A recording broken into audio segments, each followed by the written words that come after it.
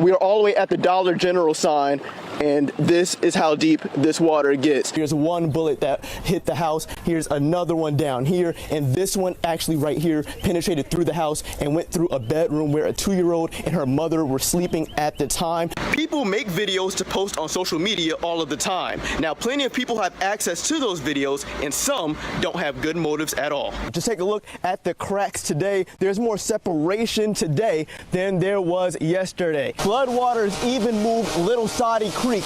It's 20 feet closer to Durham Street than it was Wednesday night. The only time you can have this in your hand while you're driving through a school zone is if you're calling 911 for an emergency. Hi, Greg. We've been out here all morning long. We want to show people what this looks like right now. You can see that most of the flames are out. There are still some hot spots left, and you can still see that it is smoking at this point. I think the only thing I'm going to try is get the basketball into the trash can. So I'm going to maneuver this this device and see if it works, and hopefully it does. And I was close, but didn't get it. There's a reason why I'm not competing. 30 minutes ago, the Hamilton County Sheriff's Office says the man found dead in that house right behind me is identified as Gary McPherson. That's it. All right, I'm done. I'm out. I don't know if I have what it takes, but that was a lot of fun. That was awesome. Thank you. People can check out this tent. I'm exhausted. I guess I need to hit the gym. This was the tree being cut down. Tension was added, then it snapped and fell on top of the man.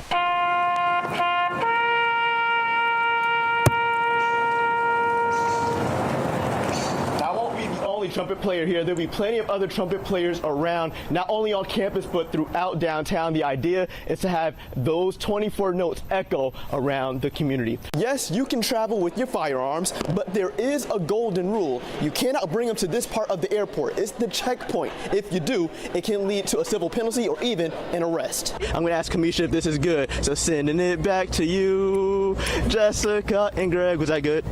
Was that okay? I need, okay, I guess Kamisha's telling me I gotta work on it. The Bradley County Sheriff's Office is not saying much tonight, but what we do know is that after a 10-month-long investigation into the murder of a young pregnant woman, SWAT team members did come to Lindcrest Drive to look for one of 4 suspects. A family that lives on the same street says the wrong house was raided while their children slept inside. Because I thought somebody was breaking into my house. This was not the morning Spencer Rink and his family expected. They awoke to a SWAT team busting into their house. They opened the door of the basement with guns drawn. They had assault rifles, MP5s, everything just pointed right at me while I ran around the corner. Rink says he also had his gun drawn because he thought there was an intruder. You can see the damage on his front door along with the ceilings and walls. He says the SWAT team threw flashbangs. One exploded in his son's bedroom. If I was him, I wouldn't want to go to sleep, you know, and not be in the same room as my parents that can protect me. Rink says he couldn't even comfort his kids because officers put him in handcuffs. Took my gun, severely talked bad to me, and held me down with their foot. I was telling him, you got the wrong guy, you got the wrong house. Rink says after about 20 minutes, the SWAT team discovered its mistake. Right next door, police found Monty Brewer Jr., who Johnson City police say was involved in the murder of a young pregnant woman. Mistake, I guess. Bad one. Rink says a member of the SWAT team did come back to apologize, but the sheriff's office would not tell us how the mix-up happened. Reporting live in Cleveland, Aaron Farrar, News Channel 9. We're inside the church, and that's where most of this damage is. We're going to show you what the sanctuary looks like right now. Let's take a look. Look at the pulpit area as well as some of the instruments, the pews that are damaged severely as well. So now, church members are just left wondering what's next.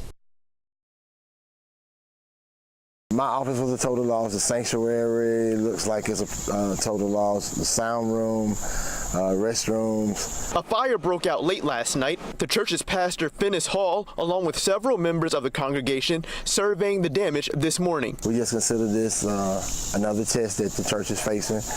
It's always like that whenever we have a good service, like we did on yesterday and Sunday before last. Satan always sticks his head in. Orlando Glover is a trustee at the church that's meant so much to him. Well, I've been raised up here in this church for like 43 years, and It's just a church that changed my life. Pastor Hall, the trustees, and deacons of the church will meet to discuss their future plans and cost of damage, which he thinks is close to $300,000. Seeing the damage did not keep members from remaining positive. Some of the choir members were here that sung a little bit, and then we got together in the circle and had a prayer. They'll be changing locations for worship services for now. There is a plea to other church members. Just stay together, keep praying, and we know the Lord got us in his hands, and it's going to be a better day. No one was hurt, and the cause of the fire remains under investigation. Reporting live in Chattanooga, Aaron Farrar, News Channel 9. Trey Phillips is new to riding a school bus, but the kindergartner's first ride didn't go as planned. I was angry. I was heartbroken because my child was alone and was scared. Trey's mom, Megan, says he was dropped off at the wrong bus stop on Friday. The driver met Trey's dad at the correct stop, only to tell him that she dropped Trey off at another location. Trey was supposed to be dropped off at this intersection at Monte Vista and Oriole Drive. But Trey was dropped off here at the intersection of Mission View and Oriole Drive, which is over a mile away from where he was supposed to be. More than I'm upset with her, I'm upset with this company. And they're the ones that need to be held accountable. According to Durham School Services, policy was not followed. A spokesperson says kindergarten students must be met by a parent or guardian in order to get off the bus. Instead, Trey's mom says he was dropped off all alone. While he was wandering up and down the street, I called out to him and I just said, "Hey, buddy, are you okay?" Good Samaritans like Richard Tate made sure Trey was safe until his dad arrived. And we're all responsible for kids. And I've got a 13-year-old now. But I can only imagine how I would have felt. In May, the National Transportation Safety Board cited Durham's lack of driver oversight as a cause of the Woodmore bus crash. That crash claimed the lives of 6 children and injured many more. Megan says the incident with her son raises more questions about the company's commitment to training. I don't feel like we as a county should sit around and wait on another tragedy when it's clear that Durham has no intentions of safeguarding our children at all. All right. Aaron Farrar, News Channel 9. Being a lineman is demanding physically and mentally while also being extremely dangerous, but those who do it take pride in their work. It's a job everybody can't do. It's really essential.